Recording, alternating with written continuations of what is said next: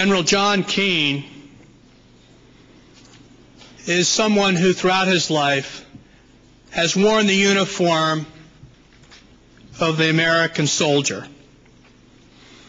When it comes to implementing policy, whether that policy, as Richard said, is the policy of expediency or the policy of principle, we've always been fortunate in our country to have people who Richard talked about in the 9/11 Commission, to have people willing to stand up for American values aggressively. Jack Keane, as a retired 4-star general and vice chief of staff to the United States Army, among his many duties and litany of accomplishments, I think we only need to name 2. He's the recipient of the Silver Star and the Bronze Star for heroism under fire. This is a man who doesn't just talk the talk, but he walks the walk. And that's why it's so appropriate that we have him here today.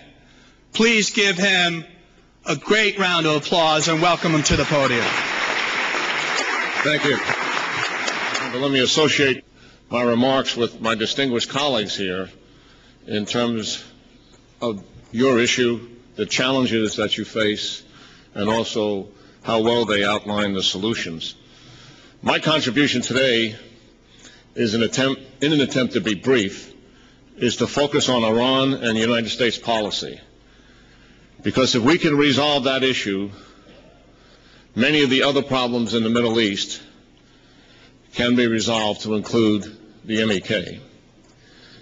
The Iranian bungled operation to use proxies to assassinate the Saudi Arabian ambassador to the United States and to purposely plan the operation in the United States is a stunning rebuke to the Obama administration's policy of negotiation and isolation with the Iranians. I provided the remarks that you're about to hear about 2 weeks ago to the Congress of the United States in a combined committee dealing with our issues with Iran. Indeed, Republican and Democratic administrations since 1980 have failed to deal effectively with the harsh reality that Iran is our #1 strategic enemy in the world. In 1983, their proxies, the Hezbollah, blew up the American embassy, the Marine barracks in Lebanon, and the embassy annex the following year, with a total of almost 500 lives lost. We not only had no response to this tragedy, but we pulled our troops out of Lebanon. In 1983, the Iranian-backed al-Dawa extremist group blew up the United States Embassy in Kuwait and attacked Raytheon's residential area, killing and wounding over 80. In 1984, the CIA station chief in Lebanon, William Buckley, was captured and eventually killed, which was the beginning of an Iranian-backed campaign to take high-profile hostages over a 10-year period.